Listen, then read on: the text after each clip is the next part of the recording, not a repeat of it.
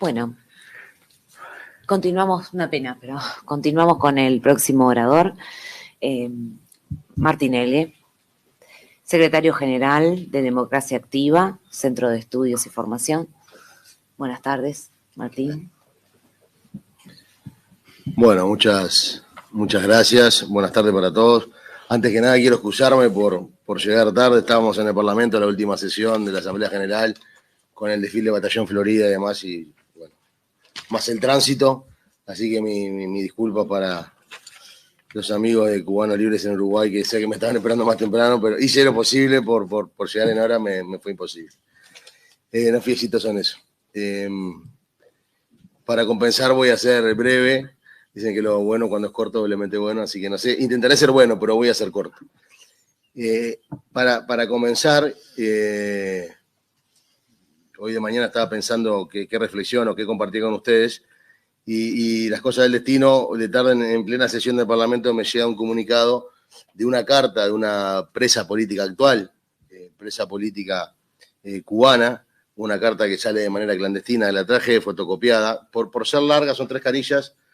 No la voy a leer, pero sí voy a hacer mención a lo medular. Se las dejo a ustedes para que después, en todo caso, la compartan en sus grupos. Y que la difundan. Exacto, y para darle la mayor difusión. En esa carta, la presa política y líder de la Academia Julio Machado, el nombre de ella es Ariana López Roque, tituló a la carta Mi compromiso, en la que deja bien claro su posición inquebrantable en la lucha por la libertad de Cuba, los derechos humanos y la democracia. La carta fue extraída clandestinamente de la cárcel Guamajal Mujeres de la provincia de Villa Clara.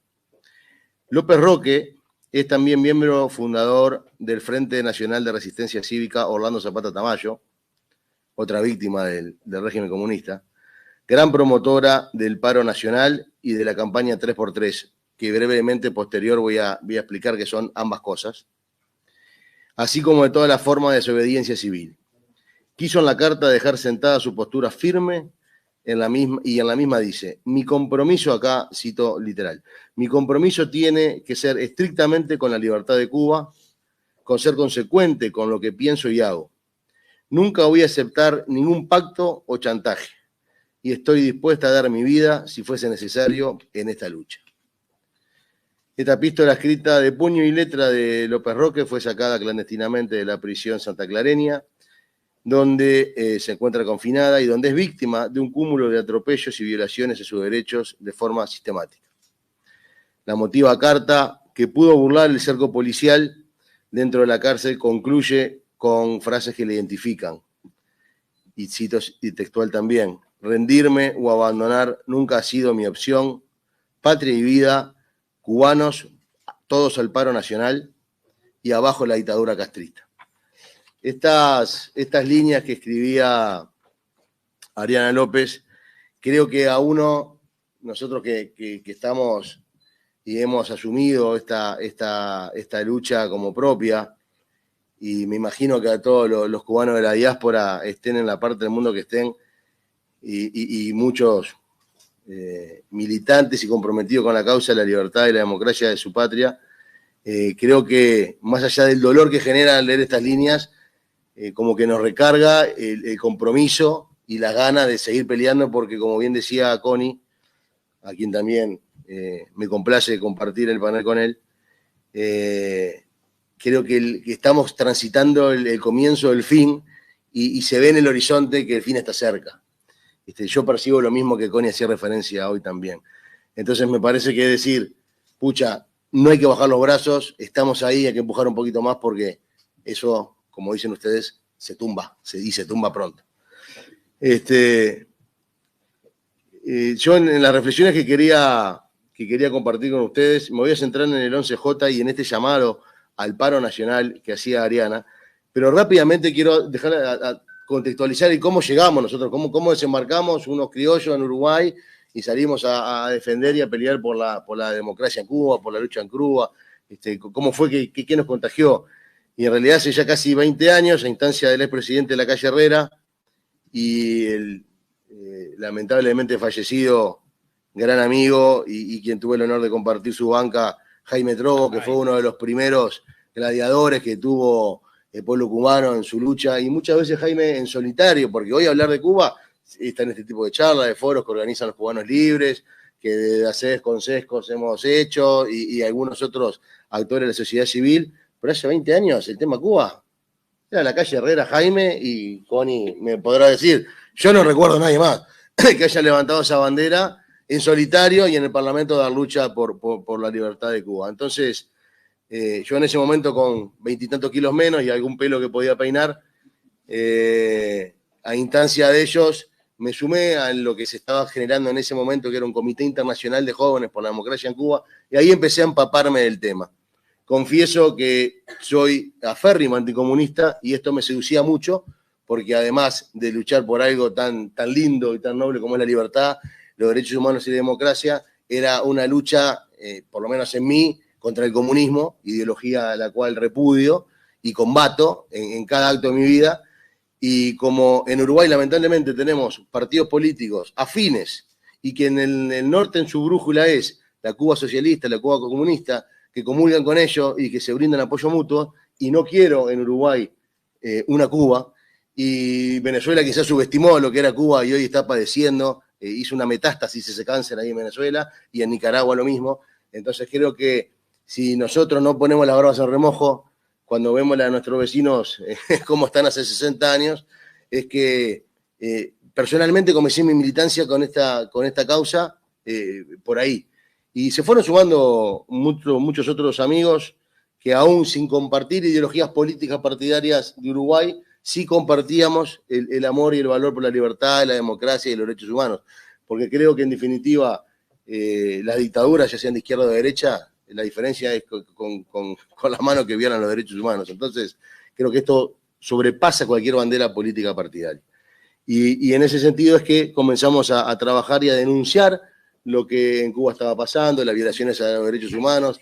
Comenzamos, nuestra primera gran campaña fue para liberar a Antúnez, al negro Antúnez, le decimos cariñosamente, hoy ya libre y luchando por su Cuba desde el exilio. Y hablamos de lo que pasa en Cuba porque estuvimos en Cuba. Fuimos a una misión clandestina, fuimos legalmente como turistas a una misión clandestina de apoyo a la disidencia cubana. Y ahí conocimos toda la isla, manejamos por toda la isla, nos metimos y nos perdimos en pueblos, en ciudades, y Cuba, no le voy a decir a los cubanos lo que es Cuba, pero sí a los criollos que están acá y a los que por las redes sociales, o después por YouTube, Sesco, ¿no? Lo está transmitiendo, así que la audiencia esa va a ser exponencialmente, irá creciendo, y seguramente también penetremos gracias a la tecnología en la propia isla. Tiene sus particularidades, o sea, los GPS de ahí cuando nosotros fuimos no existían, los mapas no estaban todas las calles y las rutas en los mapas que conseguíamos en la estación de servicio, entonces a menudo nos pasábamos perdiendo. Nos metíamos en pueblos que creíamos que estábamos en un lado y estábamos en otro, y había 3 casas con la misma numeración en la misma calle, entonces íbamos a ver a un fulano o una fulana y golpeamos una casa que no era la persona que íbamos a ver, que eventualmente estaba esperando a alguien, que tampoco sabía quién, ni cuándo, ni de dónde iba a llegar, porque había que tener determinados recaudos nosotros, pero sobre todo para con ellos, porque nosotros íbamos a poder salir sin mayores problemas, pero seguramente ellos, si descubrían que estaban siendo visitados, en casi todos los casos de las casas que me tocó visitar a mí, casas que estaban custodiadas o que habían sido víctimas de actos de repudio o que estaban cerca de un CDR, entonces teníamos que tener algunos recaudos especiales a la hora de hacer nuestras visitas. Pero pudimos burlar, no sin antes pasar por un interrogatorio en el aeropuerto y haber sido demorado varias horas por llevar medicamentos. Cometimos ese delito, quisimos entrar medicinas a Cuba.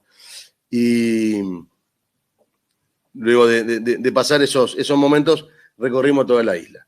Y ahí fue que a las historias que sabíamos, que en charlas como esta escuchábamos, me acuerdo por aquellos tiempos de la visita de Montaner, el escritor, no el cantante, que nos contaba un poco de su Cuba natal, ella estaba exiliado en España, y nos iba enamorando también toda esa lucha, y de otros tantos cubanos que nos iban llegando sus testimonios, empezamos a ponerle cara a los problemas, nombres, familias, situaciones, contextos, casas, porque evidentemente estábamos conviviendo con los cubanos que iban padeciendo, con muchas esposas, madres o hijas de presos políticos, a las cuales se le negaba también la libreta de racionamiento, por tanto era dificultoso hasta sobrevivir el día a día en cosas tan básicas como comer, y todas esas cosas, lo cuento ahora y lo recuerdo y me eriza, y creo que eso nos iba aferrando más y enamorando más de la causa. Entonces, luego de vivir esa experiencia, que estoy intentando narrarla en un libro, llegamos acá y generamos y fundamos el Comité Uruguayo por la Democracia en Cuba, que hace ya 17 años que trabaja. Entonces, y empezamos a denunciar y a ir peregrinando por toda América Latina, generando redes de jóvenes líderes en aquel momento, hoy ya líderes, algunos que son legisladores, ministros, otros que quedaron como militantes por la causa, pero que ayudan en organizaciones de la sociedad civil a difundir lo que se está padeciendo en Cuba y a denunciar, y en definitiva a ser la voz de los millones de cubanos que están obligados a callar o que estaban obligados a callar. Evidentemente, generar grupos en Cuba de militancia o de operadores políticos es muy difícil porque el régimen lo controla todo, de los medios de comunicación, desde la internet. Evidentemente, el poder hacer algo tan sencillo como un folleto, un volante, imprimir papel, ir a una imprenta y pedir imprimir algo que acá hacemos cotidianamente, y quienes militamos en algún partido, más allá de que sea, es moneda corriente, eso en Cuba es absolutamente imposible. Entonces, tener acceso a una cámara de un canal informativo, a un micrófono, a una radio, es absolutamente imposible, salvo que sea el Partido Comunista. Pero cualquiera que piense distinto y que ose manifestarlo, sabemos todos los riesgos que corren, y de hecho, bueno, fusilados por miles, detenidos y exiliados por millones. Entonces, en ese contexto no es fácil generar grupos disidentes que estén organizados y que puedan empezar a multiplicarse y organizar un trabajo en toda una isla donde la comunicación no existe o es difícil, el transporte es extremadamente complicado, a más de caro, y quien está en Oriente, ir a Occidente o ir a La Habana, se le hace prácticamente imposible por lo que es la ecuación ingresos y costos, poder hacer ese trabajo. Entonces, así y todo, muchos grupos en distintas partes de la isla, el 11 de julio del 2021, explotaron. Y pasó algo que fue increíble, que el pueblo, para mí, tomo esa fecha como referencia, que como un punto de inflexión, perdió el miedo. Porque ahí el pueblo masivamente, en 100 y tantas ciudades, 180 ciudades fue, corríjame, don Luis, en 182 ciudades diferentes, el pueblo salió a la calle. Y salió a la calle con una consigna. Y gritaban, libertad, libertad y libertad. Entonces, qué palabra tan corta y que tanto dice, y que une a personas que quizás, y sin quizás, filosóficamente piensen distintos, tengan distintas ideologías, de izquierda, de derecha, de centro, de arriba, de abajo, pero todas gritaban lo mismo, libertad. Y el factor común, el denominador común era la libertad. Todos buscando libertad, todos gritando libertad. Entonces no era un dedo, dos, tres, eran todos los dedos que se juntaron, hicieron un puño y salieron a la calle, a poner su vida, a poner el pecho a las balas, literalmente a poner el pecho a las balas, a costa de perder la vida ahí, en ese acto, gritando libertad, y salieron con sus familias, y salieron con sus hijos, y perdieron el miedo, y tomaron las calles. Y ahí se vino una brutal represión, como por lo menos yo nunca había visto, pero así como la misma nosotros la vio el mundo, y porque Connie bien hacía referencia a la tecnología, estos aparatitos hicieron que el mundo entero viera en tiempo real la brutal represión que se le daba a la gente indefensa, que salía a la calle y que la única arma que tenía era su garganta. Y gritar, abajo la dictadura, queremos democracia y libertad, libertad. Entonces, creo que desde 11J hubo un punto de inflexión a nivel mundial, y que la comunidad internacional también tomó conciencia, y que comenzaron a solidarizarse países que venían callados o venían siendo cómplices, o haciéndose los distraídos, o haciéndose los tontos, o mirando para el costado. Incluso en esa lista está Uruguay, porque lamentablemente, y como uruguayo me pesa, nuestro país durante 15 años fue cómplice de la tiranía castrista, de la dictadura comunista, que reprimió y reprime a miles de cubanos todos los días. Y que al día de hoy tiene tras las rejas a más de 1000 cubanos que salieron en ese 11J a pedir libertad. Y dentro de esos más de 1000 cubanos hay particularmente 122 mujeres cubanas. Y yo no vi a ningún grupo feminista pedir la libertad de esas 122 mujeres, madres, hijas, hermanas, que están siendo violadas en sus derechos, que por salir a gritar libertad hoy están presas, sin juicio, sin el debido proceso, sin abogados, sin ninguna garantía, sin nada. Entonces a mí me gustaría que la izquierda uruguaya, que tanto lucha por la democracia y que tanto luchó por la democracia en Uruguay, que se solidarice y que salga a pedir mañana mismo la libertad de esas 122 mujeres presas en Cuba hoy, más los 1000 presos políticos que están en Cuba hoy por haber cometido la atrocidad de salir a pedir libertad en la isla. No los quiero demorar más, pero no quiero terminar mis palabras sin explicar o sin comentarles que hay una gran campaña a un paro nacional en Cuba. Y acá hay muchos cubanos y quiero invitarlos a que cuando hablan con sus familiares o con sus amigos en la isla, los inviten a sumarse al paro nacional, a paralizar Cuba. Esa medida, esa acción de paralizar a un régimen totalitario, yo estoy seguro que lo va a terminar desestabilizando. Y están haciendo la campaña que le llaman el 3x3. Es muy fácil para el régimen, cuando hay una organización piramidal, agarrar al eslabón de arriba y desarticular toda esa cadena. El 3x3 es que yo elijo a 3 personas de confianza, solamente 3 personas de confianza. Y ahí empezamos a organizar. Y esas 3 personas de confianza eligen a sus 3 personas de confianza. Y yo no voy a saber cuáles son las 3 de ellos.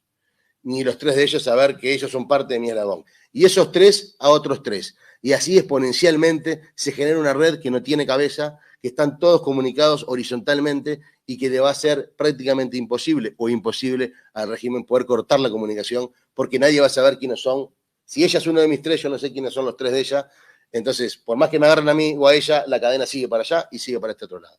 Entonces, inviten a sus compatriotas, a sus amigos, a que se sumen al paro nacional, a que lo promuevan, a que no cooperen con la dictadura y que hagan su 3x3, que consigan a sus 3 de confianza e invitarlos a esos a que consigan sus otros 3. Para concluir, me gustó una frase que dijo, me olvidé el nombre, perdón, la señorita Cecilia, que era, seamos embajadores, Carolina, seamos embajadores de la libertad, ¿no?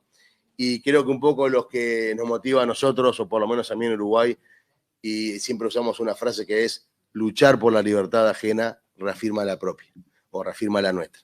Así que luchemos por la libertad de Cuba, no lo veamos como algo lejano, sino que tenemos vecinos que quieren que Uruguay sea una Cuba. Así que a poner las barras al remojo. Muchísimas gracias por la atención. Patria y vida.